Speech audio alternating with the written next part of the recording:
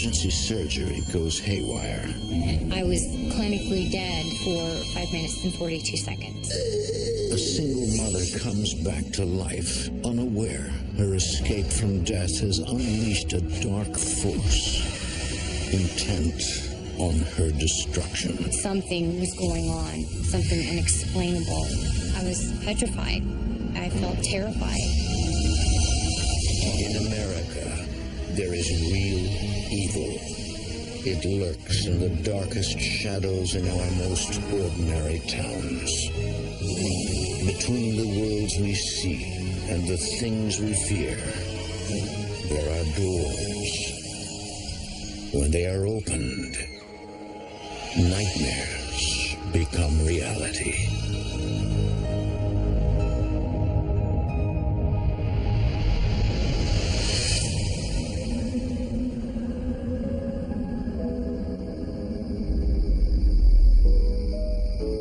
Lafayette, Indiana, 2005.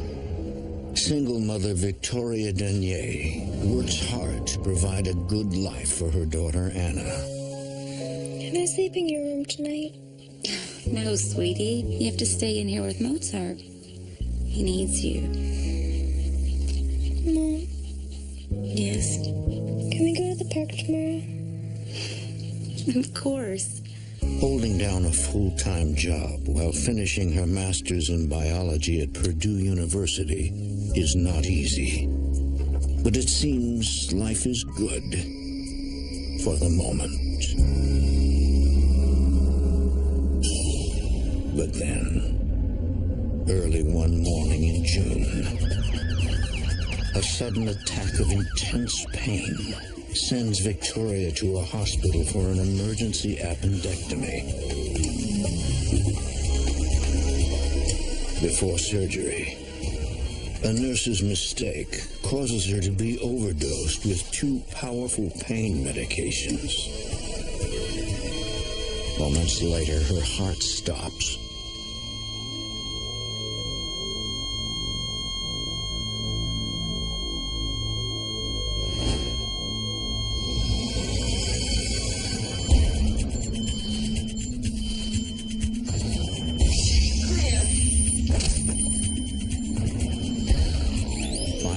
And 42 seconds later, Stars clear. Victoria is pronounced dead. Time of death, 9:13.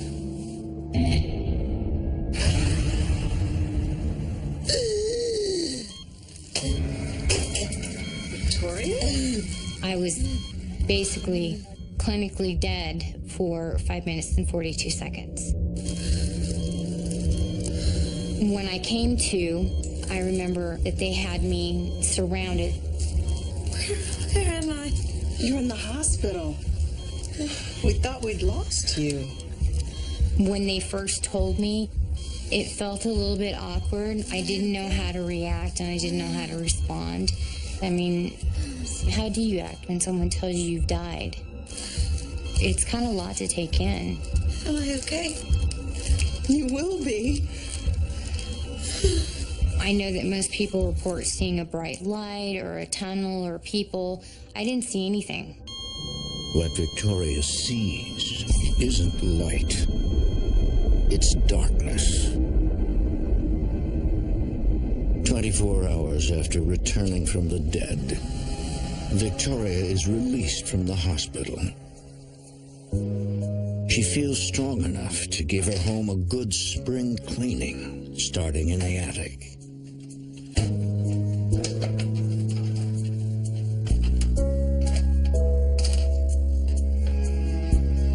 I happened to go all the way to the very end of the attic. There was like a little cubby, and I found 2 boxes there. When I opened up the first box, it looked like military uniforms and things like that.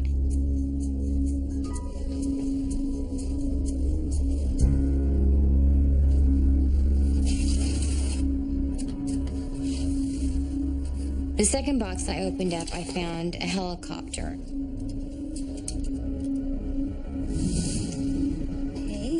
looky what I found. Oh, cool. Does it work? I don't know. Let's find out. Probably have to get some batteries. So, doesn't look like they have any in here. You sure we don't have any? Oh, well, we'll get some.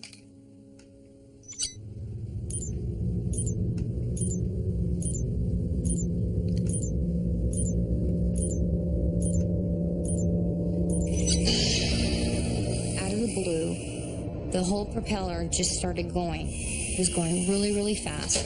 The lights started flashing off and on the helicopter. What is going on? So weird. There were no batteries. It couldn't work without batteries. We were both freaked out. I mean, what do? You're seeing something that in a normal mind you would think it shouldn't be happening, but it was happening. And then all of a sudden it just stopped.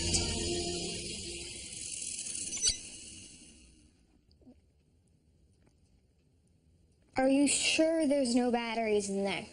We just kind of sat there and took a couple of breaths, like thinking, okay, maybe we didn't see what we just thought we saw. This is empty. There's no batteries. I was trying to give some kind of a rationalization as to why it was doing what it was doing. There had to be a glitch somewhere mechanically that had caused it to do that. I'll be right back. Victoria contacts her landlord to ask where the helicopter and military uniforms came from. Maybe the previous tenant just left some boxes behind. She basically let me know that she had no idea who they belonged to. Well, what are we gonna do with it?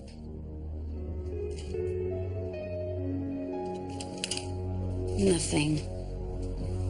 I just decided right then and there I was going to put it back in the box. I didn't want anything else to do with that.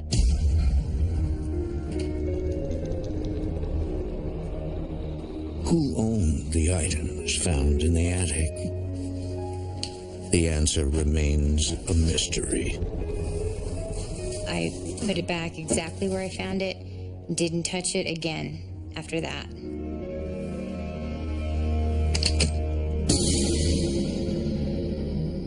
Victoria tries to forget about the strange experience.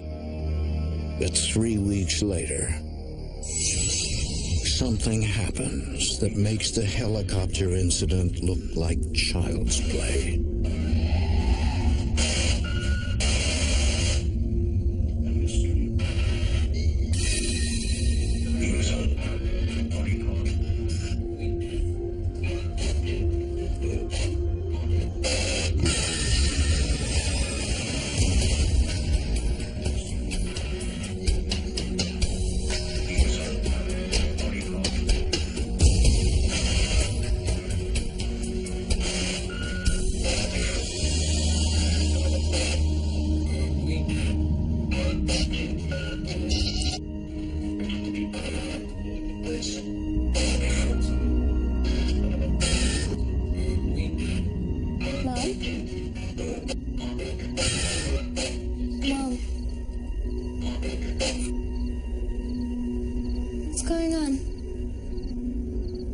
It must be a power surge or something.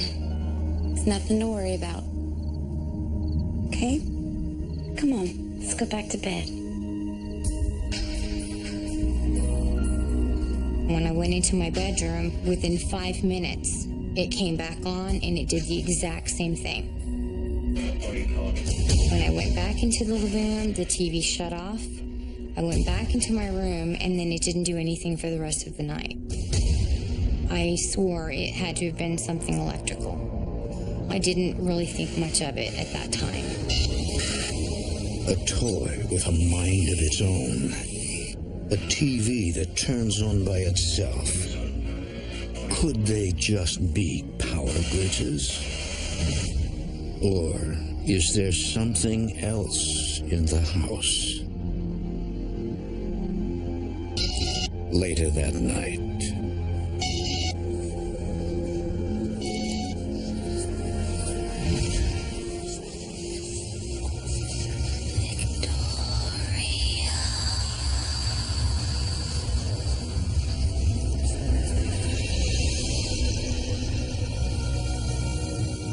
I heard my name called in the house. I thought it was my daughter. I got up and immediately went and checked on her, and she was asleep.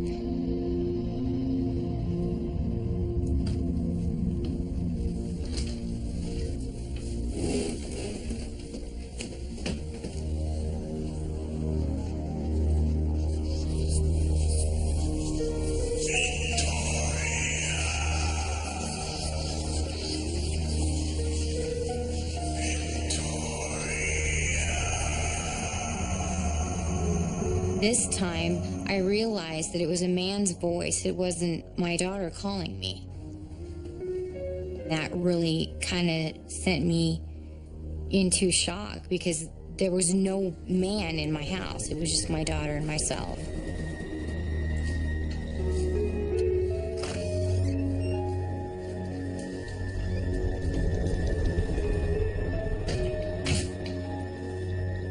I started coming to the realization that maybe it wasn't a glitch with the TV or with the helicopter.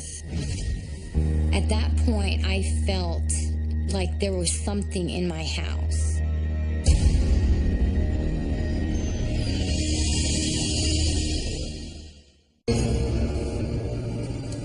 Does it work? I don't know. Let's find out. After a series of unexplainable events, Victoria Danier fears that her house may be haunted. Hey, Mom, I'm fine. I have something I need to talk to you about. Victoria confides in her mother, Renee Perez. When Victoria called me and told me about what was happening at home and all the experiences that she was having, I believe her completely. The women in my family were definitely what you would call sensitive. I always felt like I had to see it before I believed it. I can't help but think about Grandma and how she used to talk to spirits. Growing up, my grandmother always described certain things that she would see that nobody else around her could see. Your grandmother, she had a gift. She could see spirits all around her. I just remember my mama talking about it. She always thought about the good energies, bad energies. She always said when you are afraid of something, you're feeling the bad energy. You need to ignore it. Well, I can't just ignore it. I have to do something. Victoria's mother advises her to perform a ritualistic cleansing of the home using sage. Our Father, who art in heaven, hallowed be thy name. With sage, you are bringing peace and harmony and love in your home, and all the bad energy has to go. As we forgive those who have sinned against us. I followed her advice and I did everything that she told me to do. And lead us not into temptation, but deliver us from evil. Amen.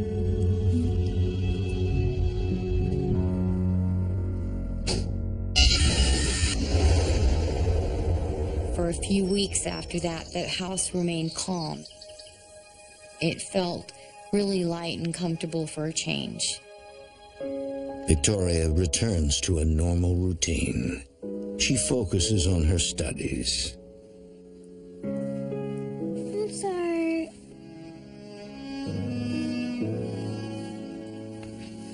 Mom, I think something's wrong with Mozart. Yeah, he's probably tired from all the barking he did in the hallway last night. No, it's different. I think he's sick. Really sick. Mom. Please come look at him. Okay, I'll take a look.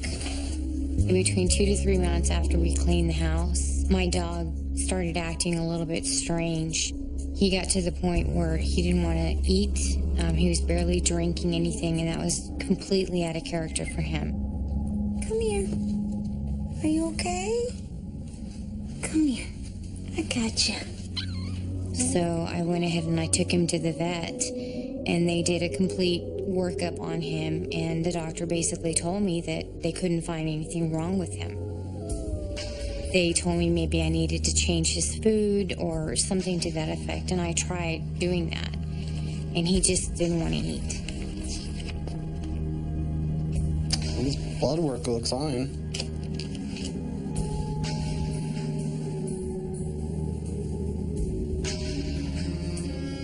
I took him back to the vet about 3 more times, and they couldn't find one specific thing wrong with him. All of his labs came back normal, and it was just horrible to watch him.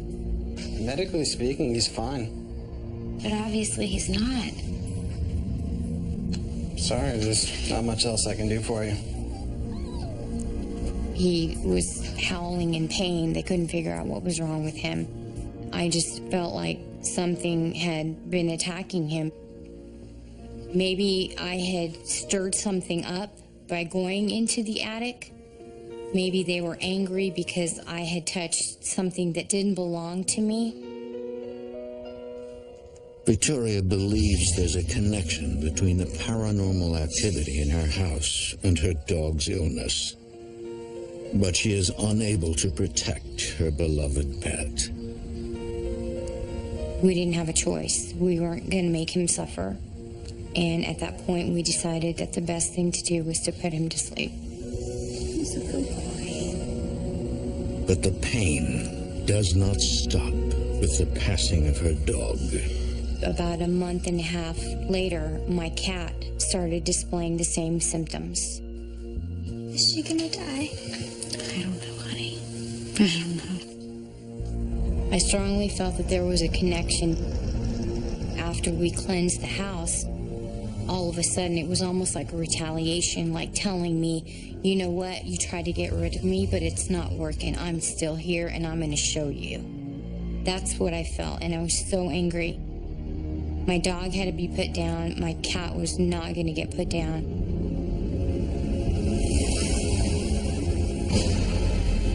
Mom? That was the last straw. I wanted out. I just wanted out. We were leaving.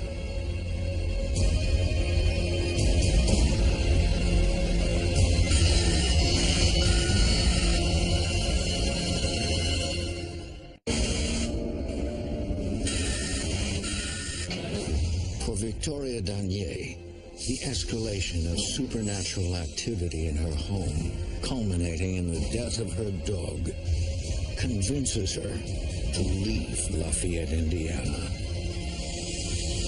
Victoria and her daughter Anna move to New Mexico, where they will live with Victoria's parents in a small community outside Santa Fe.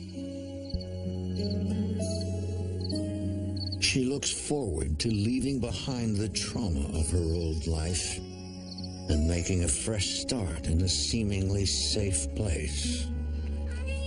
I felt by making the move to New Mexico that everything would stay at the house and I could just start with a clean slate.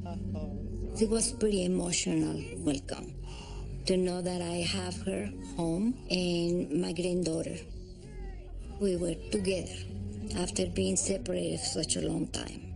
Lots and lots and lots of driving. Within a few weeks, Victoria finds a job as a lab technician at a hospital in Santa Fe.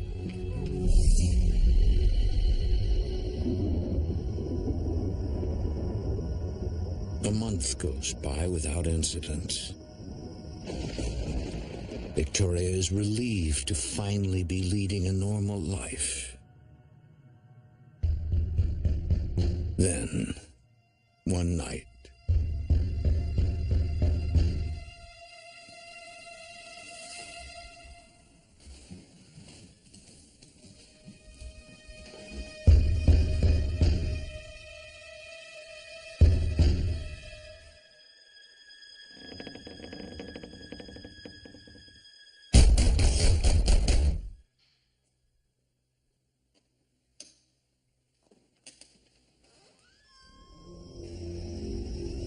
I knew what was going on. Immediately, I knew. You just have that gut feeling. I was praying that I was wrong, but I knew. I instantly knew that there was something there. So I finally just decided to go ahead and sit in the living room for a minute. And once I did that, then it just stopped.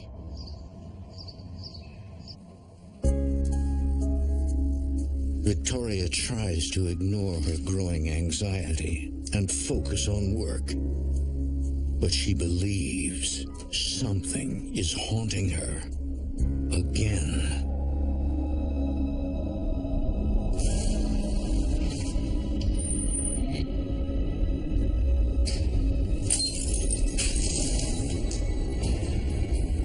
Are you okay? You're bleeding. Here, lean forward. I actually started my job in March. By October, I started having these really weird symptoms at work. By November, I started really, really getting sick to the point that I started having seizures. They ran all kinds of tests. They did MRIs, they did CAT scans. Every single test came back normal. They couldn't figure out what was going on. For a year, we were in and out of hospitals, to the point I was afraid that I was going to lose her. It just seemed like I was getting worse and worse. It kind of made me think, it's kind of weird, but I'm almost having the same symptoms that my dog was having. Back at home, Victoria struggles with her poor health and her fears.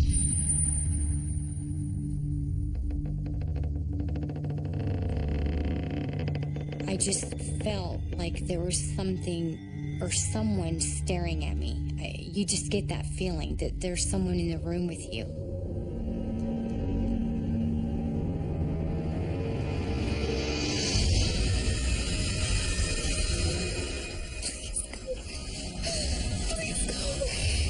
People think that you see something scary and you're going to scream or whatever, and it wasn't like that. I couldn't move.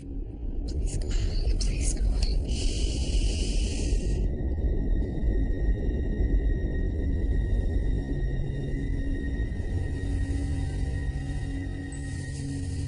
There was no doubt in my mind. I was fully awake. I was very coherent, and I knew it wasn't a figment of my imagination. I knew I wasn't dreaming. It was there. It was just as plain as day, and there was no confusing what I'd seen.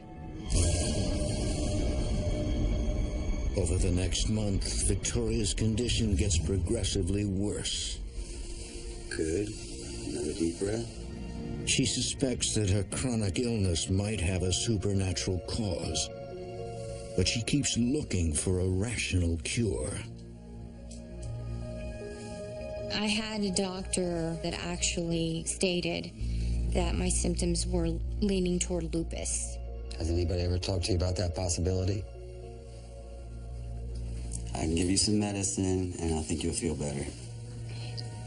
So they went ahead and started me on some medication, and eventually I somewhat had an improvement. Thank you. I went to a rheumatologist because they're the ones that actually classify you if you have lupus or not.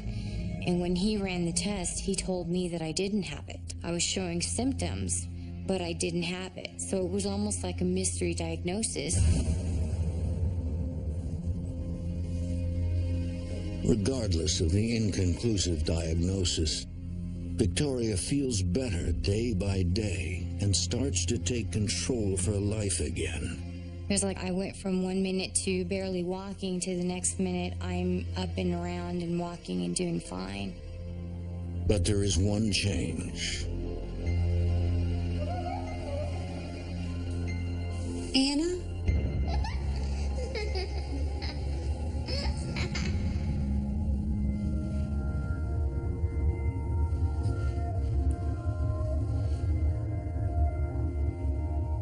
Victoria now has the ability to see the dead.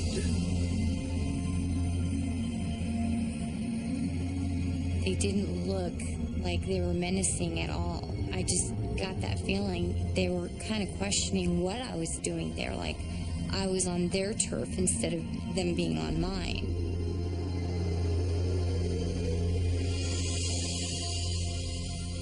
They had me on several medications at the time. I started researching the medicines to make sure that there wasn't any kind of side effect that would cause me to hallucinate or have bad dreams or things like that. But none of the medications I was taking had those kind of side effects. 3 nights later. I was getting up to go into the kitchen to get something to drink.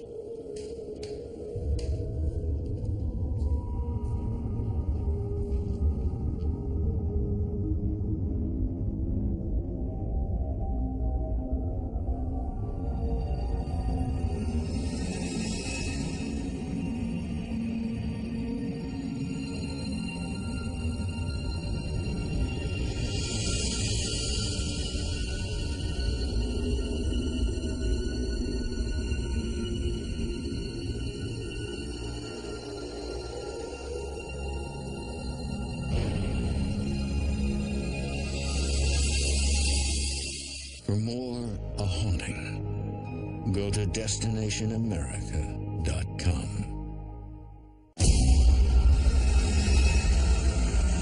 After seeing several ghosts in the house, Victoria needs answers. It's really scary. You're not expecting to see something like that. I started questioning, am I really seeing this, or is this a figment of my imagination? I need to find out what's going on. Victoria turns to the one person who may know the truth. Victoria.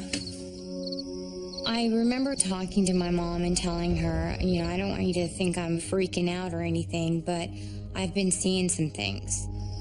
Who do you think they are? Maybe they were the people that would kill at Starvation Peak. Renee Perez knows that her house sits in the shadow of Starvation Peak. Everyone in the area has heard legends associated with the nearby mountain. The story goes that the Indians were hunting, and some of the settlers attacked their village and killed a lot of the women and children. When they came back and they saw what happened, they attacked the settlers. There was a peak that the settlers climbed up with wagon trails and everything, and the Indians followed them there. Anybody caught trying to leave the peak was killed. The rest of them were starved out, and that's how the name came about. Do you think these spirits were related to the massacre? Maybe. That's a lot of suffering for one place.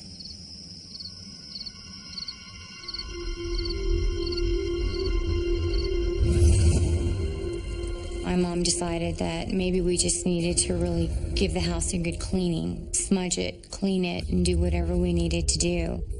San Michael, Archangel, defend us in battle. Be our protection against the wickedness. We light up the stage, and we went from one room to the next. Victoria is worried that the cleansing might provoke the spirits, as it did in her old house. By the power of God and all the evil spirits that roam about the world, seeking the ruin of souls. Amen. Things kind of quieted down for a little bit after that, but they didn't stay that way for too long.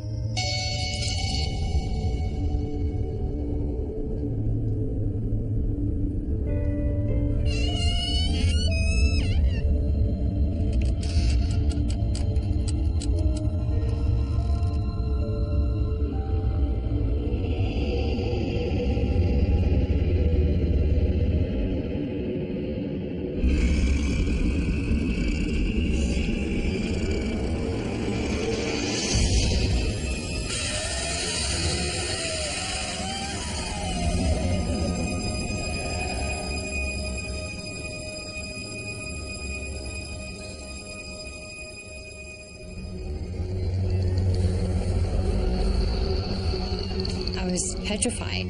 I felt terrified. I was going to go and wake up my mom and decided that I wasn't going to.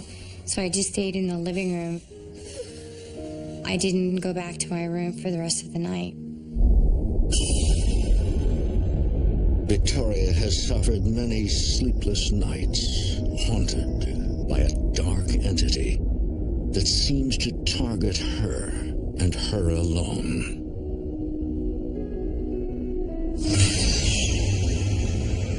I felt this sting on my back, like somebody poured acid on my back. Come here a minute. What is it? There's something wrong with my back. Can you see?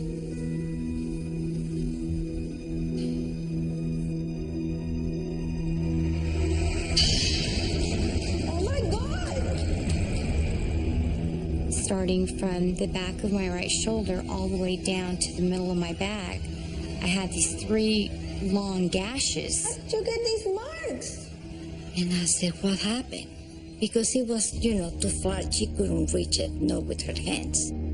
I felt so depressed at that moment because I knew that everything we tried up to that point was not working. The prayers didn't work. I felt defeated. That's what I felt. I felt defeated. It was winning.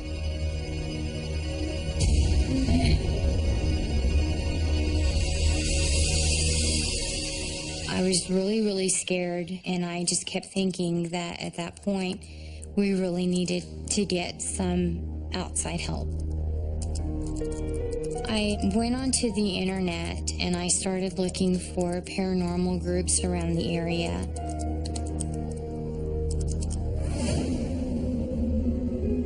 Months go by. Not one paranormal group responds to Victoria's plea for help.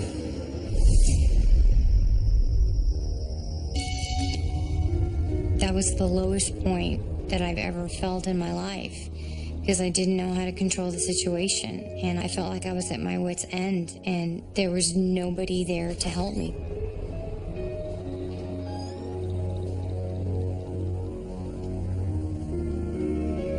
It's an awful feeling to be scared in your own house and you feel like there's nothing you can do.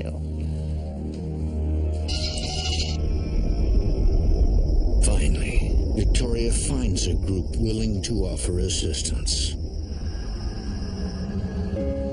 The investigators of Purple Sage Paranormal Society agree to meet with her at a hotel in Las Vegas, New Mexico. Hi, Victoria. Roger Barton leads the group. We decided we needed to meet off-site. I could tell when she walked into the room, she was terrified. Victoria tells the investigators her story. I joined the military in 1988. Victoria seemed like a very tough girl. 3 tours of duty in Iraq as a medic in the Marine Corps. The doctors told me that I had been dead for 5 minutes and 42 seconds. She's dealt with the physical world in very traumatic situations. Now she's dealing with something that she can't explain that's also traumatic. And then I started feeling really sick. None of the doctors could say what was wrong with me, but... Psychic medium Denise McDonald offers an explanation.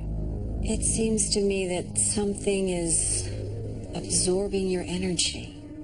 When you're down and out, when you have an illness, you're susceptible to some of these dark entities. They like to come in and they basically plug in and suck your energy.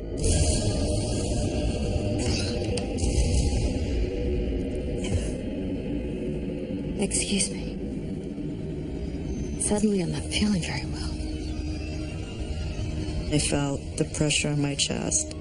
At first I didn't understand what that was. Was that my feeling from an empathy standpoint, what Victoria's feeling? Did she bring those entities with her? I'm seeing something. There's a little boy and a little girl, both wearing old-fashioned clothing. When she started mentioning everything I had been seeing without me even telling her, it kind of threw me for a loop. There's a woman. She's wearing an old-fashioned dress with a blue sash. I almost started crying because I finally met somebody that I guess at that point I felt understood and could see what I was seeing. There's another spirit. This one is darker. When the description of the dark entity came about, there was definitely a change in the attitude in the room. I started experiencing some distress of myself. I broke into a sweat. I felt nauseous and lightheaded, and I actually physically got the shakes. When Roger started getting sick, I immediately knew what it was. Is it possible? Could he have followed you here? Victoria can sense the dark entity nearby. I just acknowledged that yes, he did. He followed me. Yes.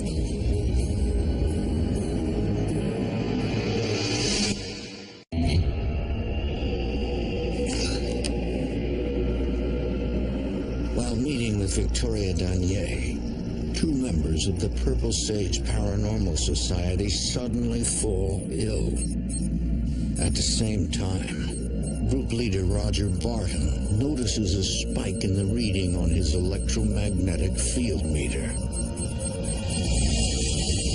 There's definitely something in here with us. As soon as the EMF went up is when I felt the distress. As soon as the EMF went back to normal, everything went away and I was fine. You believe me, don't you? Yes, I believe you. After the experience with Denise and Roger, they told me that they normally didn't do this, but they wanted to go and see my house right away. I had a different image of what we were going to be seeing. It almost kind of seemed peaceful when I got there. It turned out to be a very pleasant place. At first, it kind of felt, oh, it's not so bad. It wasn't until we got into the house that I changed my mind about that. We just want the lay of the land today. And we instructed Victoria to show the house like she was showing a house to a real estate agent. Let's not talk about what's going on in the home. Let's not talk about the dark entity. We don't want to start anything we can't finish that day. This is the kitchen. Nothing fancy. And this is my daughter, Anna. Just entering the house, the entity knew her inside and was already upset. Okay, so this is my bedroom. But I haven't really been sleeping here much lately. Denise immediately senses the dark entity's presence in the room.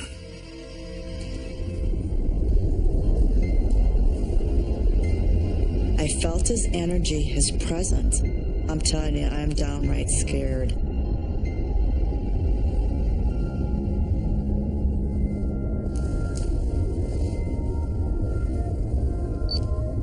He's under the bed. I felt him go by.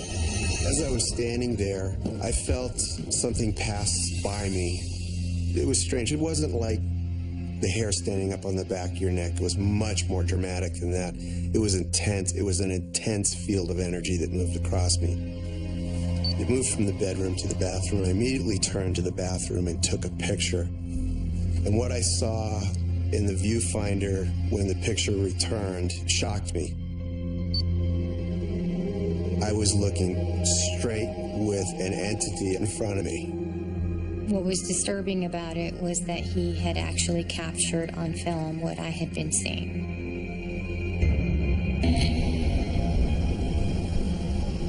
A few days later, Victoria sends her family away. and the investigators prepare to make contact with the dark entity. This may be the only way to defeat it. One of the things that we were thinking was happening is that this dark entity was actually feeding off of her energy and causing her health to be poorer than it should be. So we felt there was definitely an urgency to get back to the property and to see what we could do and relieve that situation completely. They begin the investigation in Victoria's parents' bedroom, believing it to be a safe area in the house. They plan to use a process called light source communication.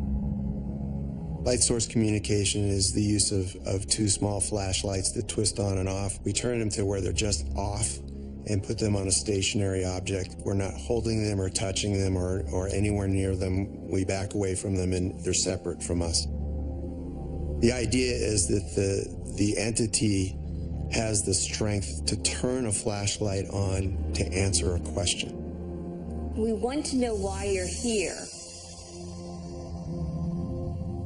Are you trying to hurt Victoria?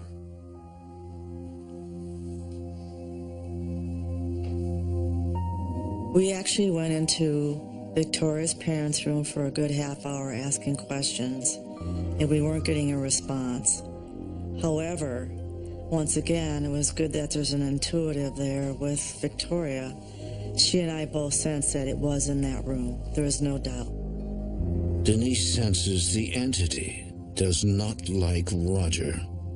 Roger, I don't think we're going to get anything while you're here. I left the room, and at that point, they started having quite a conversation. Were you with Victoria in the Middle East?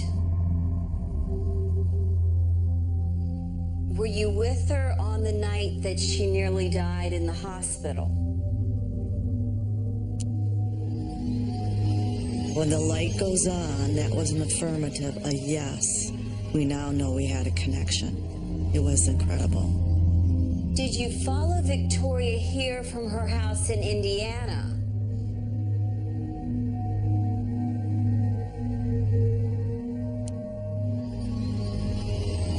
Did you follow her here from the other side? Her interpretation of the dark figure was that when I had died, I had picked up what they called a hitchhiker on the way back. I wasn't expecting to hear that if you've crossed over and come back, you have the potential to bring others with you. But just who or what did Victoria bring back with her?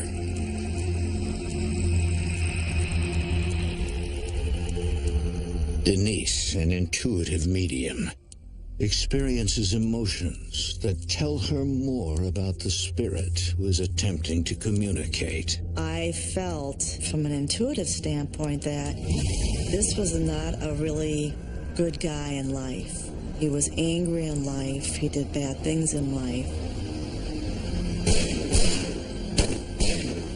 Can an entity who was evil in life now be controlled after death? Psychic and medium Denise MacDonald has a vision of the dark entity tormenting Victoria as he was tormented in life. I think he could have died from a drive-by shooting. He was in some kind of drug activity. I believe that he came back on the heels of Victoria's passing, that he was down in some murky place, some very low vibrational, almost to the point of we're calling it purgatory. Nobody expects to die and come back. To find out that you have somebody following you is even more scary. Investigators believe the spirits of the two children and the woman did not follow Victoria as she came back to life. She sees them because death changed her. But they are unsure if they can rid Victoria of the aggressive ghost. I truly believe not everyone is eligible for the light. I felt that he was a bad individual in life. He doesn't have eligibility to move on to the light. But with all good intentions, maybe we should send him to light and see what happens. How are we supposed to help him? We need to pray. Our philosophy is that spirit entities that are here in this realm right now need to move on, and that they need to complete their spiritual journey. We're here to help. Do you understand?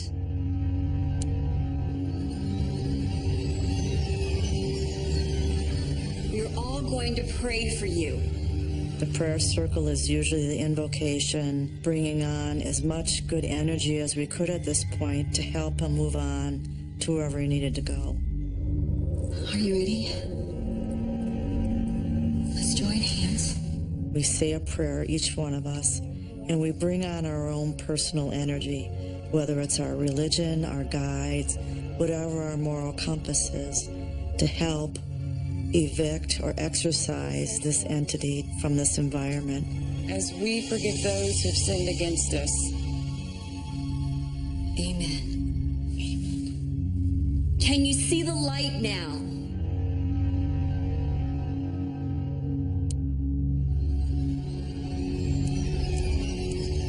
Follow the light. It was a regular light show in there. Whether he was happy about what we were doing or trying to tell us to leave him alone, I don't know. But it was definitely intense. You can't stay. You don't belong. Victoria, you have to tell him to go. Denise told me that it was my room, it was my house, so I had to be the one to tell him it was time to go. And I just told him. There's nothing here for you. You must move on. You must move on now.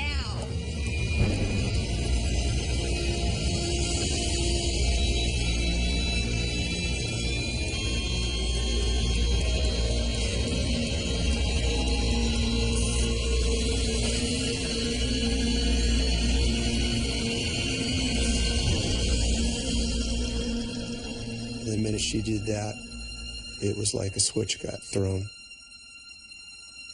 The energy in the room ceased, the lights stopped, all the energy dissipated. Victoria? We looked at Victoria and we're like, well, how do you feel?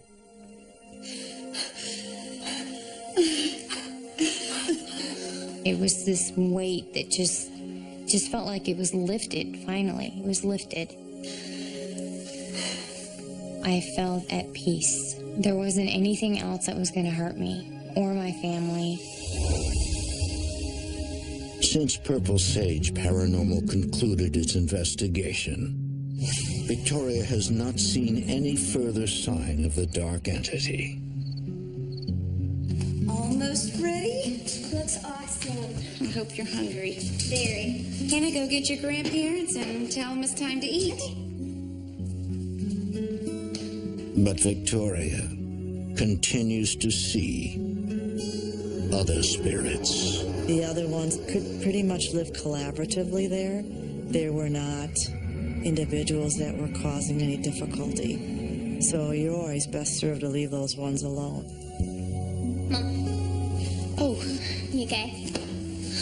Yeah, honey, I'm fine. All right. Just to see the old Victoria back, it was a relief for me. Thank you for making lunch. Anytime. Have a seat.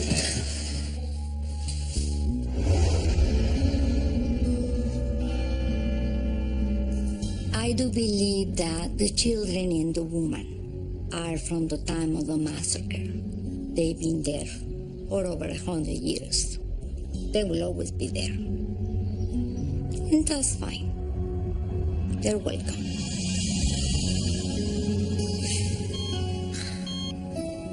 When my daughter died, so strange to say that, she opened a door to the spirit world. And she is gonna have to learn to live with that.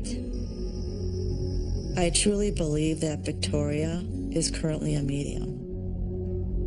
She's going to need to be open and willing to deal with whatever comes her way.